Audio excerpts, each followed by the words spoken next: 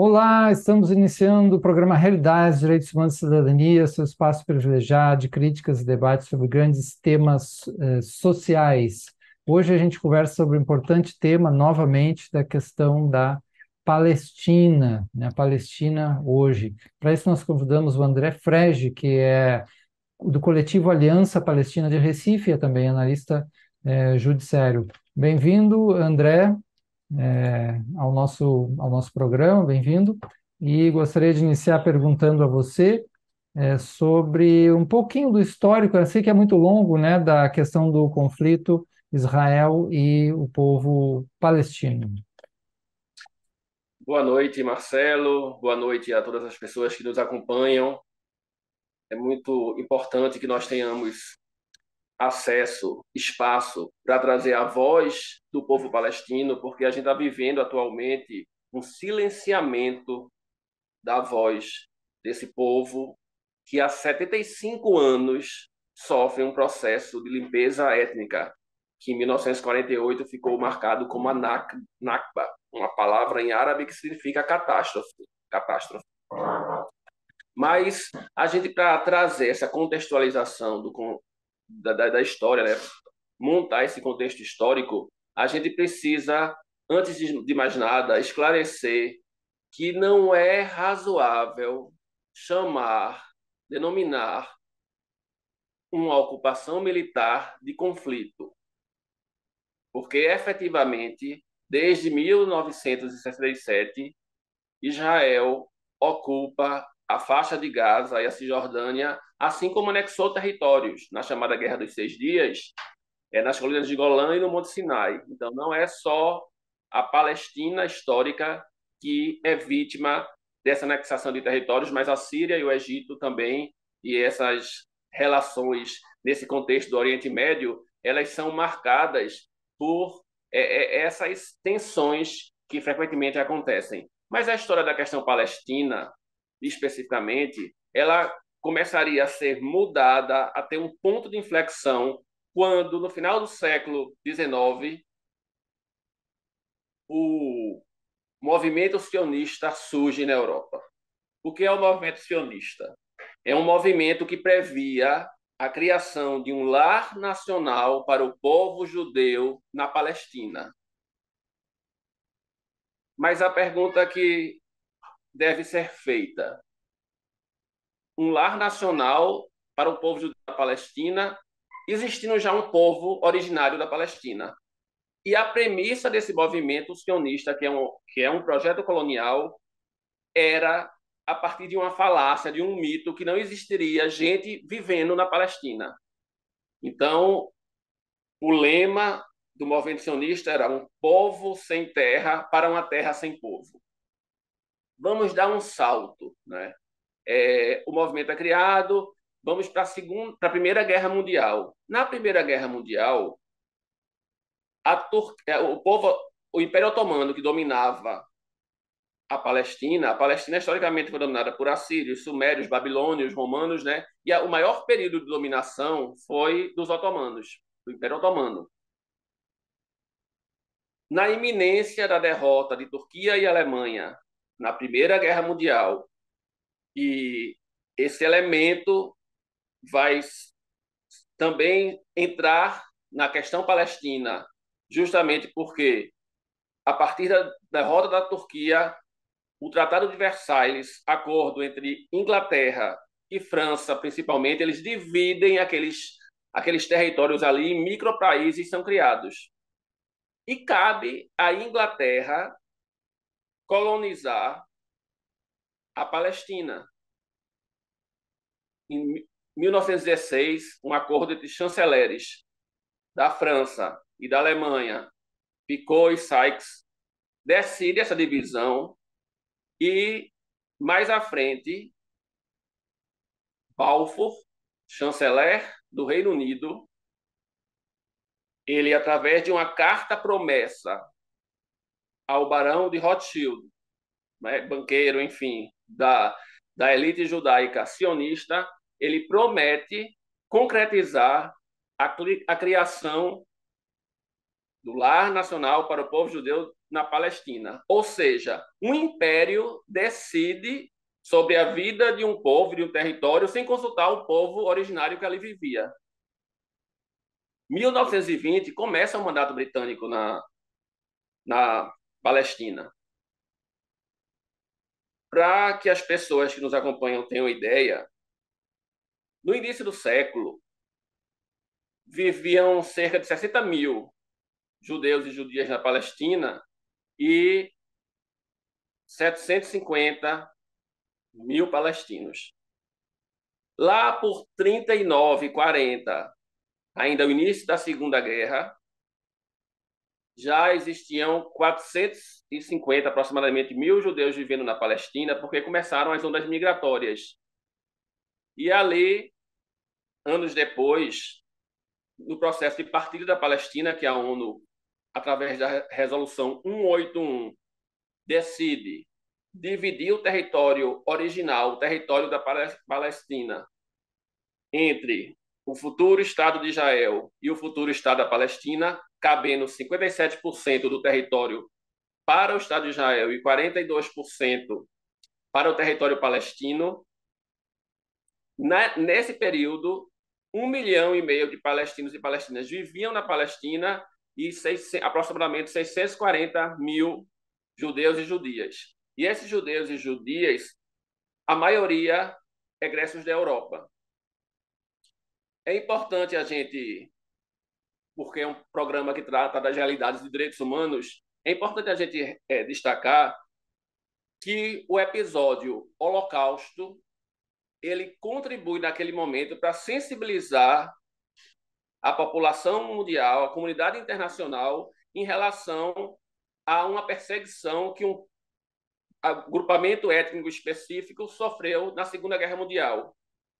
E potencializa essa decisão, essa definição para a divisão da Palestina e criação desses dois estados. Obviamente, como maioria da população, o povo palestino não concordou com essa divisão, mas o movimento sionista, um projeto colonial que previa a eliminação do povo palestino de seu território, e a isso e esse processo chamado de limpeza étnica, ele foi revelado por um escritor, professor israelense, Ilan Papé, na sua clássica obra A Limpeza Étnica da Palestina, a partir de documentos revelados pelo próprio governo israelense. Ele pesquisou, teve acesso ao exército, e um plano Dalet específico previa a expulsão de palestinos. Quando Israel se autoproclama Estado e declara sua independência em 48, o povo palestino que ali vivia não tinha nenhuma estrutura militar, não tinha uma estrutura de poder. Por quê? Porque sempre foi um povo ocupado, um território ocupado. Israel entra na Palestina com, a gente pode chamar de milícias, grupos paramilitares que começam a promover o terror, e aí eu vou exemplificar a aldeia de Deir Yassin, um massacre que ocorre em Deir Yassin, e a partir dali, essa implantação do terror promove um temor na população palestina e começa o processo de expulsão de palestinos. Nesse momento, a Nakba, 14 de maio de 48, 750 a 800 mil palestinos e palestinas vão viver refugiados na fronteira. E é bom a gente registrar aqui que a ONU, anos depois, ela cria uma agência para refugiados a partir da experiência acontecida, né, a catástrofe com o povo palestino. Bom, a gente está aqui, partilha da Palestina, resolução 181, que previa a criação de dois estados. Só um estado é criado. Em 67, a partir, como eu falei, do início da Guerra dos 6 Dias, Israel anexa os territórios da faixa de Gaza e Cisjordânia, que passam a ser territórios ocupados. Então, o projeto sionista se torna um projeto colonial, anexação de territórios, domínio militar, ocupação militar, não é? Eu vou dar um salto para o início dos processos de revolta, levante do povo palestino. A OLP ela foi criada na década de 60, ela começa a fazer suas ações, mas é a partir da década de 80 que, novamente, a opinião pública internacional passa a olhar para a questão palestina quando ocorre a primeira intifada. Intifada é um levante popular, o levante das pedras, quando jovens, mulheres, idosos começam a enfrentar os canhões, os soldados da ocupação com pedras, com paus. Isso chama a atenção da opinião pública mundial para uma questão ligada a direitos humanos que estava acontecendo lá na terra onde Jesus nasceu e viveu e teve seu ministério, e que não tem nada a ver com um equívoco propagado de ser uma questão religiosa. Não, é uma disputa territorial. Isso é sempre importante a gente frisar, e mais na frente, professor Marcelo, eu vou tratar da questão de boa parcela do judaísmo que é contrário ao Estado de Israel, aos massacres, né, ao genocídio, à violação dos direitos humanos que o Estado de Israel promove. Mas vamos lá. A Intifada trouxe visibilidade à causa palestina. Em 88, Yasser Arafat, o grande líder do movimento de resistência palestina durante décadas, ele, um discurso emblemático, simbólico na ONU, reconhece a existência, a possibilidade da existência de dois estados, nesse momento já uma guinada no pensamento de toda a sociedade. Em 93 é celebrado o Acordo de Oslo, e quem se lembra, né, da foto clássica de Bill Clinton abençoando Isaac Rabin, o aperto de mão de Isaac Rabin e Yasser Arafat, só que o acordo não chegou a ser concretizado porque Israel não cumpriu o que foi previsto num protocolo que duraria 5 anos. E mais grave do que isso, 2 anos depois, um extremista, podemos usar o termo terrorista israelense, assassina Isaac Rabin, justamente por se posicionar contrário ao acordo de paz que possibilitaria a assunção do Estado palestino, né, que os povos pudessem viver em paz novamente, porque é bom a gente frisar também que na época da Palestina histórica, judeus, cristãos, muçulmanos sempre viveram em paz, em harmonia. Nunca houve isso que se chama agora de conflito, mas eu vou passar. Certo. Ok, vamos fazer só um pequeno intervalo, já voltamos a conversar sobre esse importante tema que está aí, né, dolorosamente na mídia, com o André Frege, que é, além de analista judiciário, é também do coletivo Aliança Palestina Recife, falando sobre esse tema justamente da Palestina, a partir desse pequeno histórico importante que ele fez. Voltamos já já.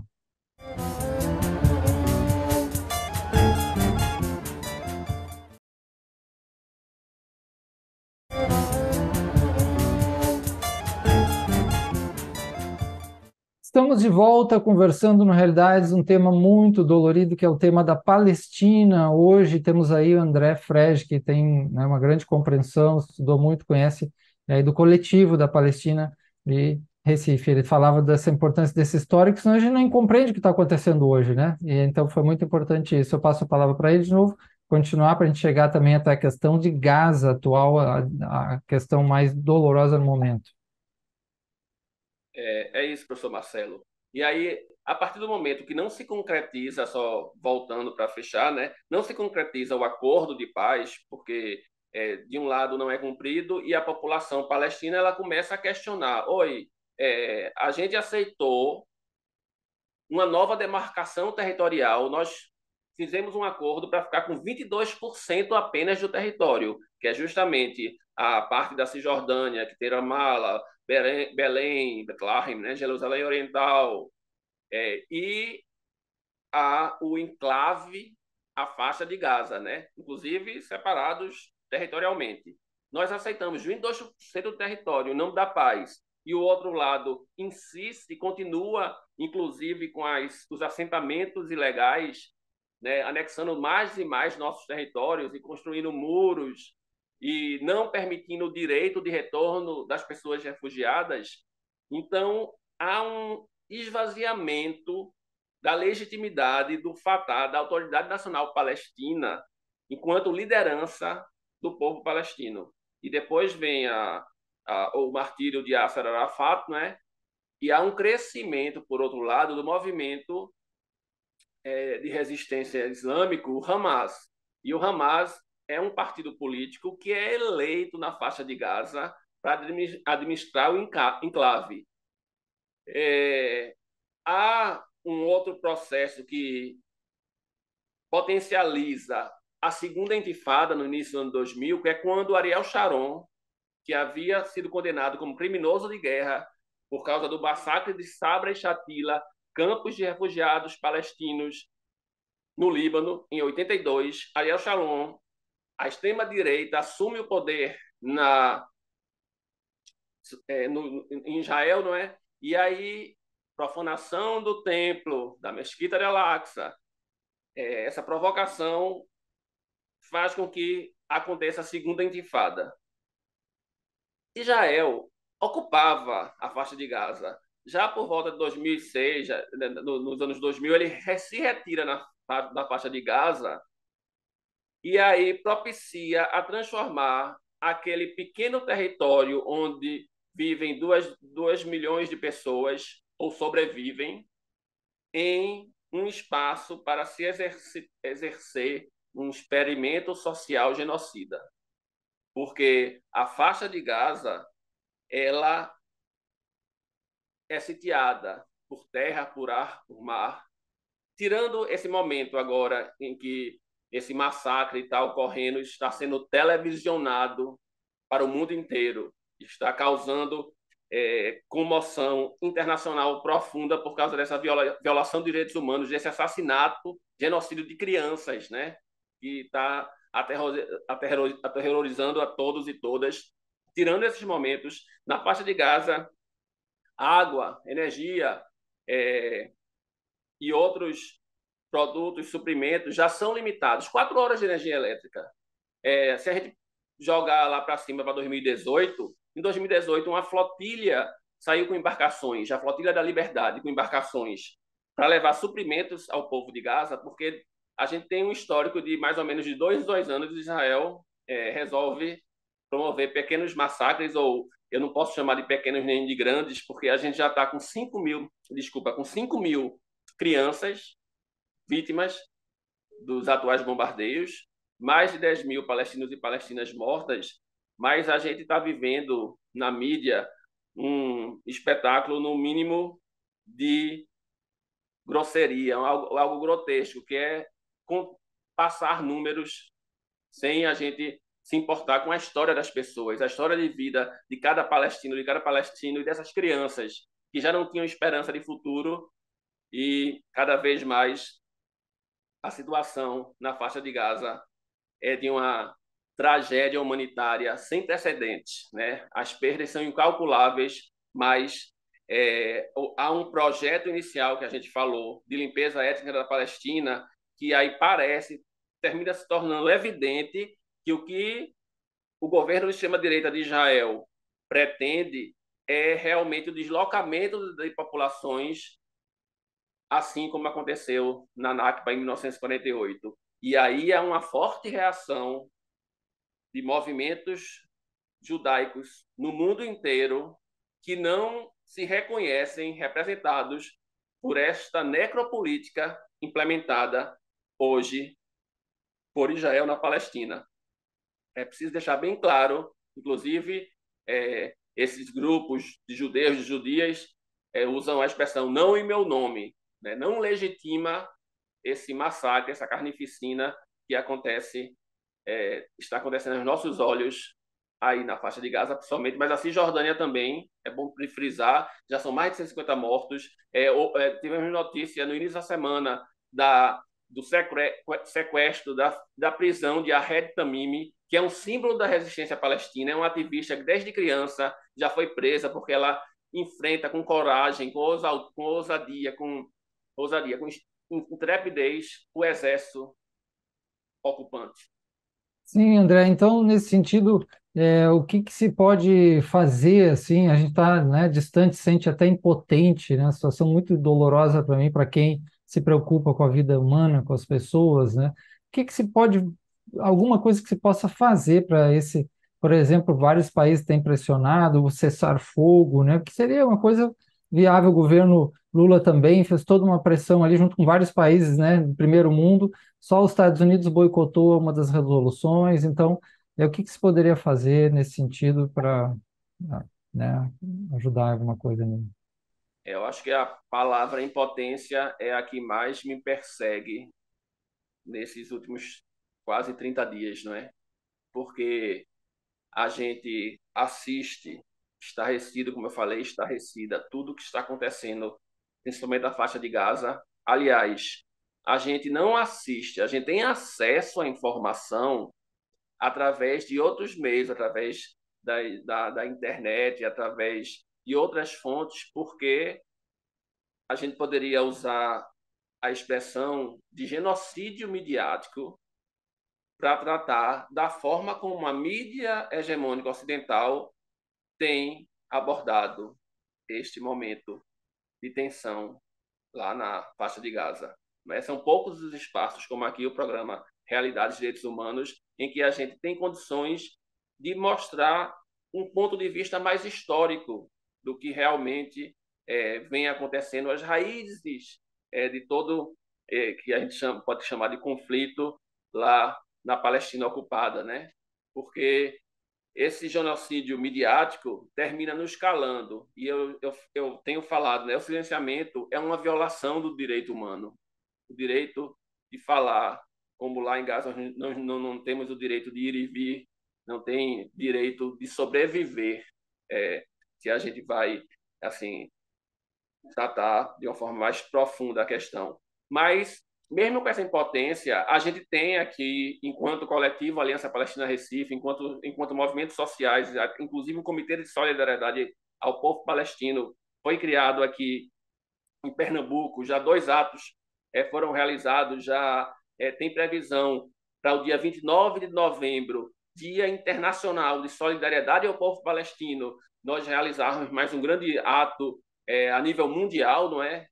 Agora, no último sábado, em Jacarta, por exemplo, 2 milhões de pessoas às ruas. São Paulo fez uma manifestação grandiosa. Nos Estados Unidos também, cada vez crescem mais os protestos contra essa política aliada dos Estados Unidos de vetar toda a resolução proposta pela Organização das Nações Unidas para um cessar-fogo imediato. Mas a gente precisa mais do que lutar por um cessar-fogo imediato. A gente precisa pressionar os governos para que rompam relações diplomáticas com o Estado de Israel, porque só com o rompimento das relações, só com a política de boicote, de sanções, né, inclusive desinvestimentos, é que tem o poder de pressionar as autoridades e lideranças internacionais para que algo seja feito de concreto.